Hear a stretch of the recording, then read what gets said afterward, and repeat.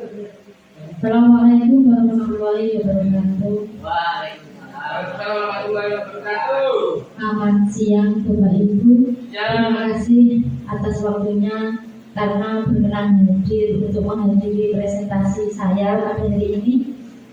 Untuk presentasi saya yaitu tentang pengindasan budaya positif program Guru Bergerak Angkatan 5. Saya dari SDN Kaliobo 1. Nama saya kenalan dulu ya. Nama saya Sriati dari SDN Kaliobo 1. Di sini ada pertanyaan romantik, yaitu apakah Anda setuju dengan pertanyaan ini? Mengapa keyakinan kelas itu atau mengapa tidak peraturan kelas saja? Nah, di sini ada pertanyaannya. Mengapa kita memiliki peraturan harus menggunakan helm saat mengendarai motor? Kira-kira Bapak Ibu setuju nggak? Kemudian pertanyaan yang kedua, mengapa kita memiliki peraturan harus berangkat kaki sebelum anak-anak masuk kelas? Tujuh. Nah, dari sini itu adalah salah satu dari makna disiplin. Ini, apakah makna disiplin? Dan disiplin ini berasal dari bahasa Latin yaitu disiplina, yang artinya itu adalah belajar. Makna asal dari kata ini itu berkonotasi dengan disiplin diri dari murid-murid. Kemudian disiplin diri membuat orang menggali potensi menuju sebuah tujuan apa yang dia hargai. Namun dalam budaya kita, makna kata disiplin ini berubah menjadi sesuatu yang dilakukan seseorang pada orang lain untuk mendapatkan kepatuhan. Nah, di sini kecenderungannya itu dapat menghubungkan kata disiplin dengan ketidaknyamanan, bukan dengan apa yang kita hargai. Sebenarnya kita itu terkadang untuk melakukan kedisiplinan itu memang adalah suatu keterpaksaan ya Bapak Ibu. Contohnya ketika kita dituntut untuk berangkat pagi, itu kan tidak nyaman bagi kita, tapi itu suatu keharusan. Nah, ini ada nilai-nilai kebajikan universal. Nilai-nilai ini bersifat positif pada manusia dan merupakan tujuan mulia yang ingin dicapai setiap individu. Dan nilai-nilai ini menurut Dr. William Glasser, nilai-nilai ini setiap perilaku perbuatan itu memiliki suatu beban. Sedangkan menurut Dean Goosen, dengan mengaitkan nilai-nilai kebajikan yang diyakini seseorang, maka motivasi intrinsiknya yang akan terbangun sehingga menggerakkan motivasi dari dalam diri untuk mendapatkan suatu tujuan yang diinginkan. Nah, ini nilai-nilai kebajikan ini sebenarnya itu memang berasal dari intrinsik diri kita. Jadi sesuatu itu bisa berubah apabila diri kita ini bisa merubahnya, bukan dari bukan dari mungkin dari orang lain bukan, tapi dari diri kita sendiri. Kemudian nilai-nilai kebajikan yang diyakini di setiap anak yang kita kenal dengan profil pelajar Pancasila yang Bapak Ibu sudah melakukan IKM, yaitu beriman dan bertakwa kepada Tuhan Yang Maha Esa, kemudian mandiri, bernalar kritis, berkebinekaan global, bertoleransi dan kreatif.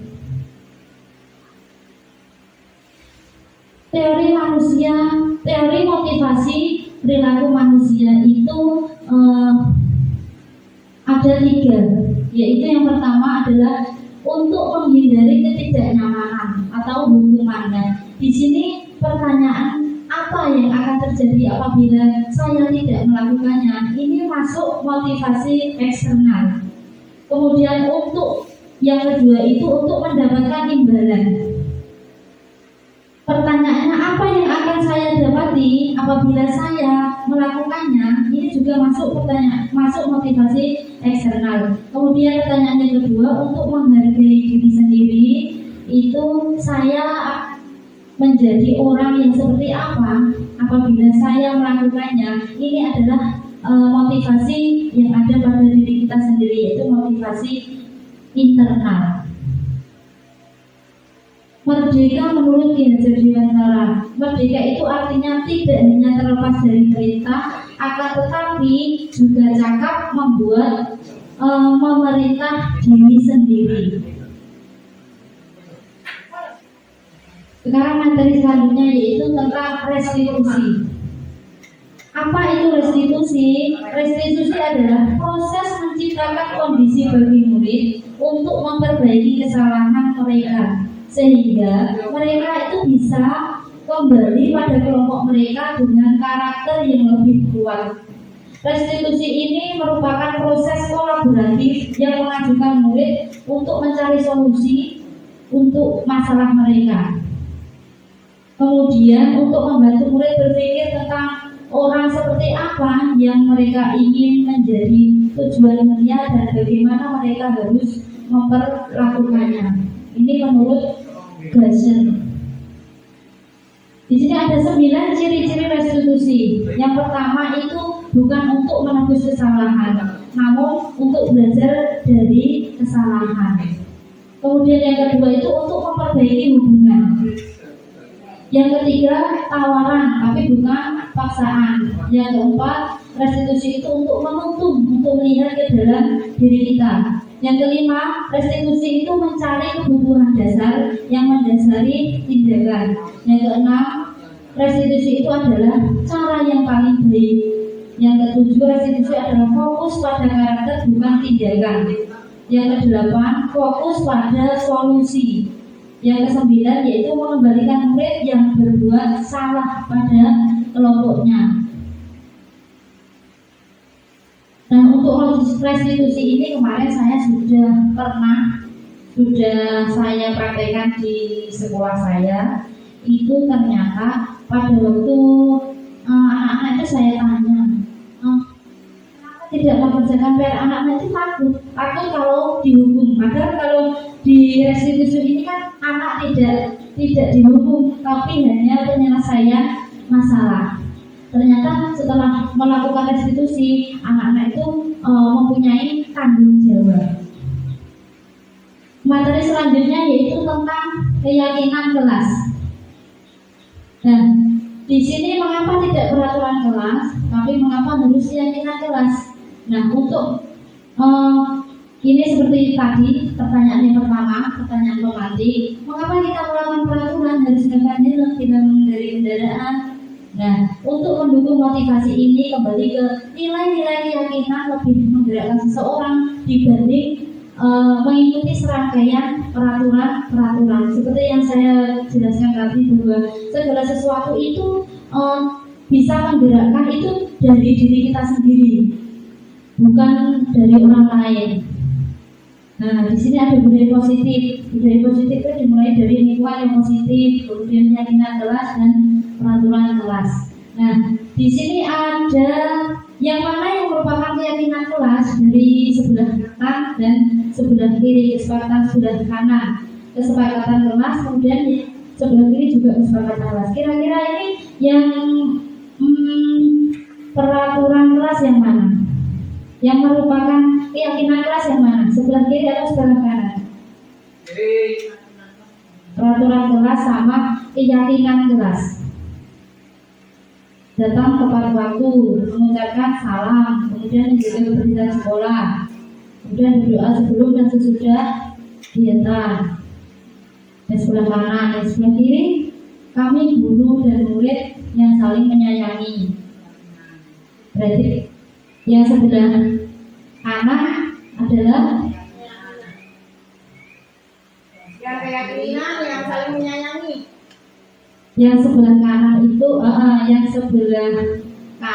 adalah peraturan, kemudian yang sebelah kiri itu adalah masuk keyakinan kelas. Kemudian kegiatan pendalaman tentang keyakinan kelas. Di sini diumpamakan huruf T dan huruf Y.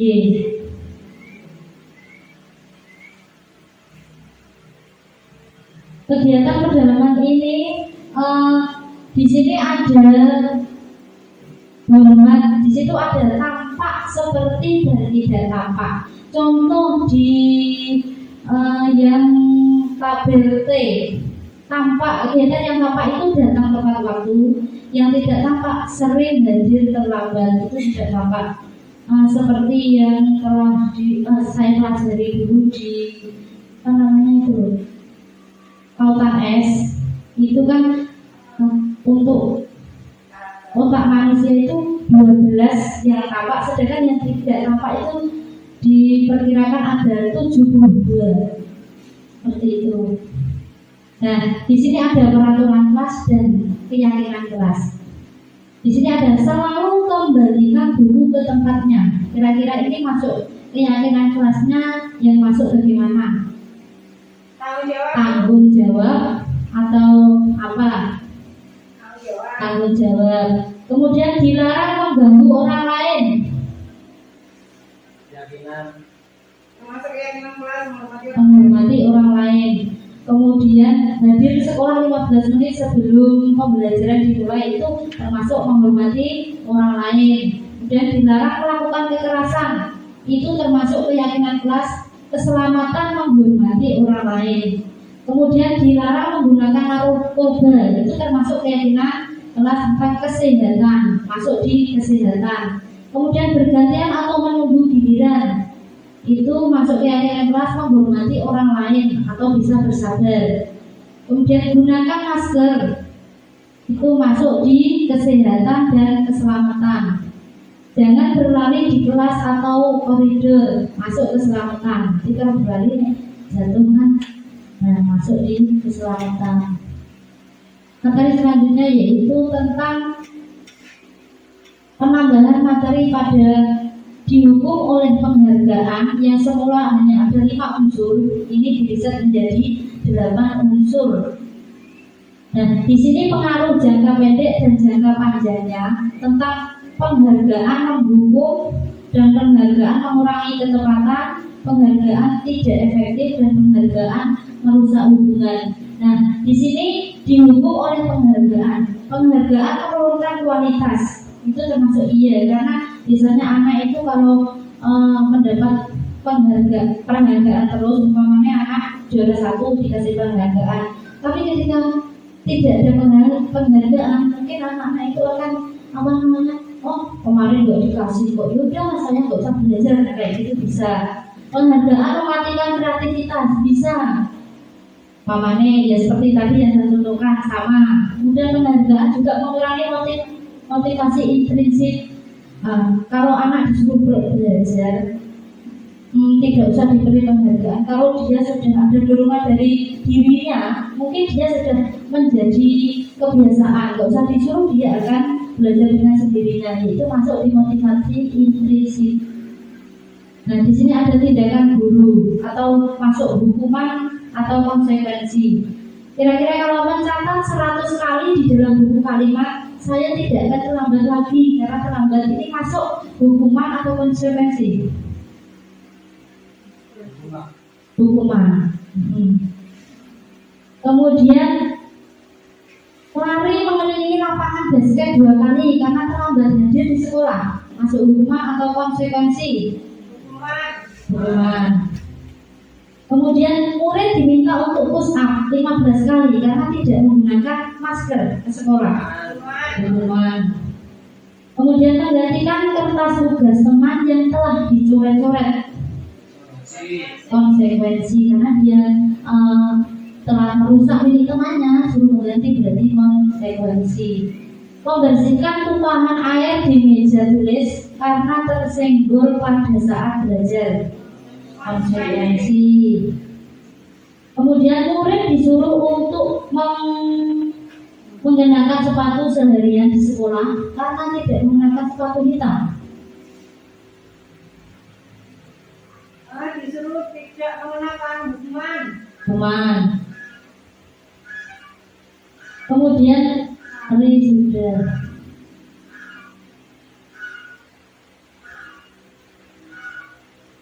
Sekarang perbedaan hukuman dan konsekuensi. Nah, di sini perbedaannya, kalau hukuman itu sesuatu yang menyakitkan atau harus terjadi, biasanya pada fisik anak. Sedangkan kalau konsekuensi itu sesuatu yang harus terjadi tapi tidak menyakitkan. Membuat anak sakit itu masuk di hukuman. Kalau konsekuensi itu bisa membuat anak merasa tidak nyaman dalam jangka waktu pendek saja. Anak membenci kedisiplinan, itu masuk hukuman. Seperti yang pertama tadi, anak menghargai disiplin, ini masuk konsekuensi. Kemudian paksaan ini masuk di hukuman. Stimulus tanggapan ini masuk konsekuensi.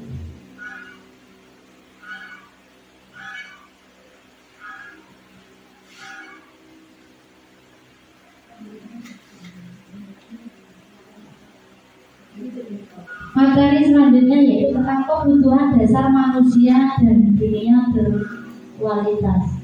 Kebutuhan dasar manusia ini adalah ada 5, yaitu yang pertama kebutuhan hidup.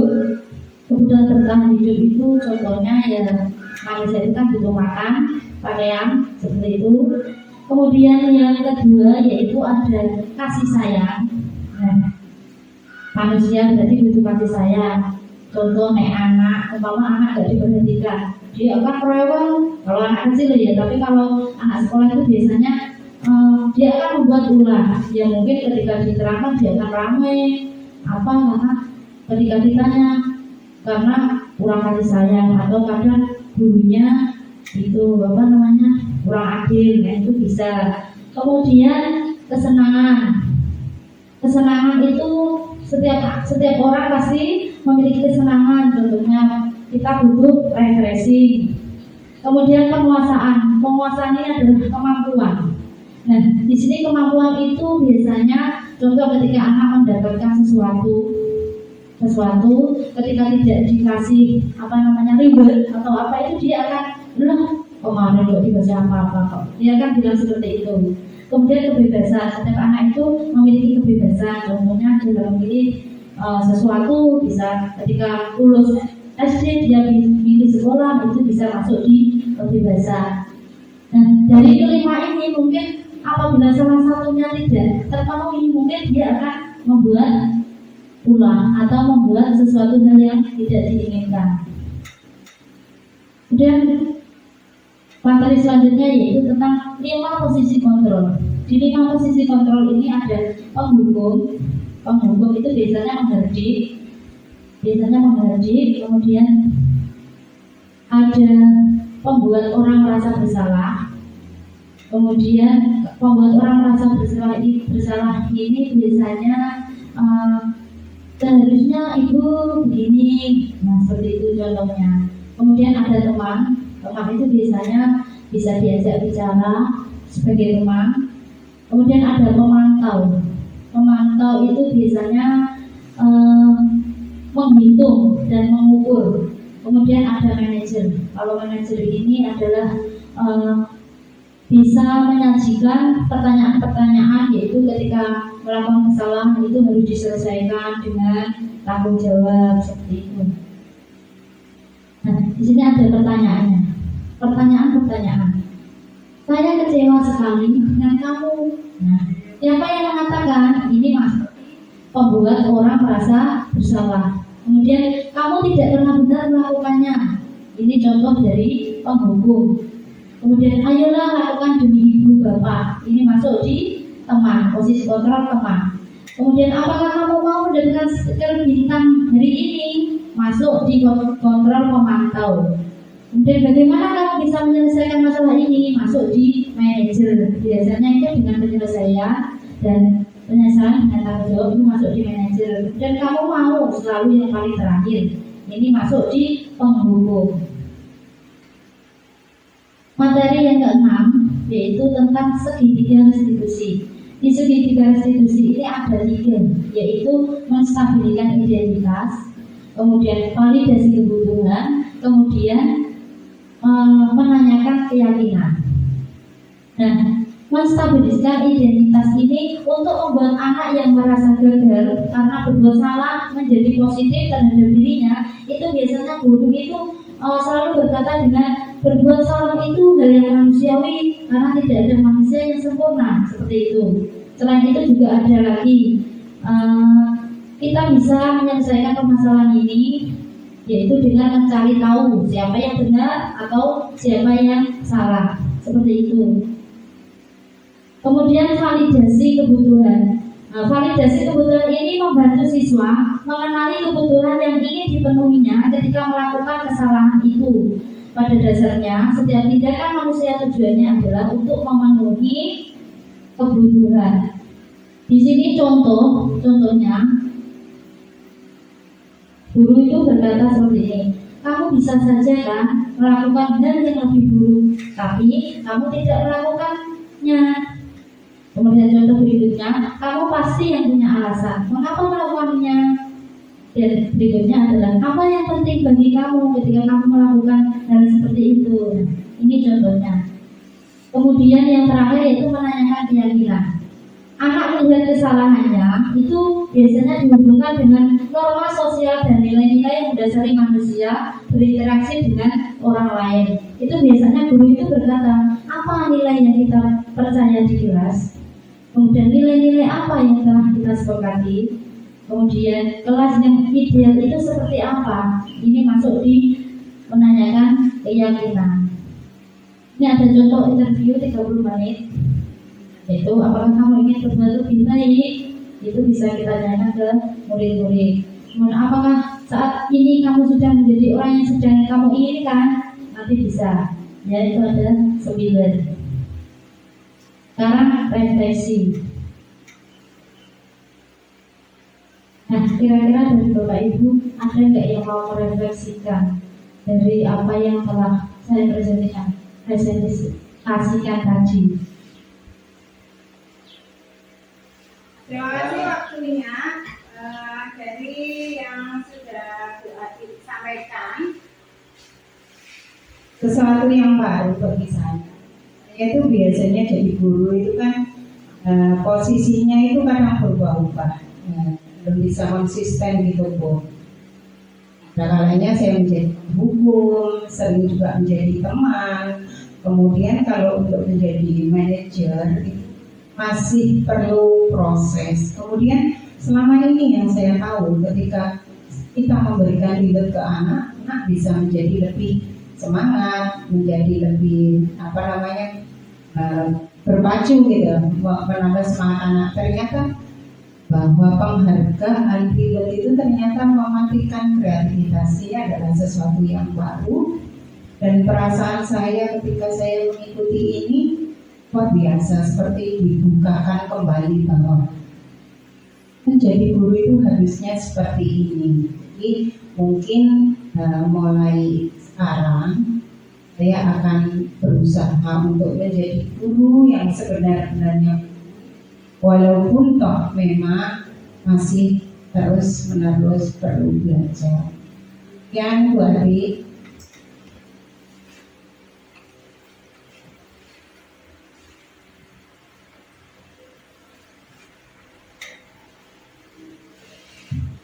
terima kasih Bu. Iya, memang seperti itu ya Bu. Kita itu memang karena memberikan sesuatu memang kasih ribet buat anak. Padahal kalau di materi ini sebenarnya tidak boleh, malah bisa mematikan kreativitas anak. Demikian presentasi dari saya. Kurang lebihnya mohon maaf. Wassalamualaikum warahmatullahi wabarakatuh.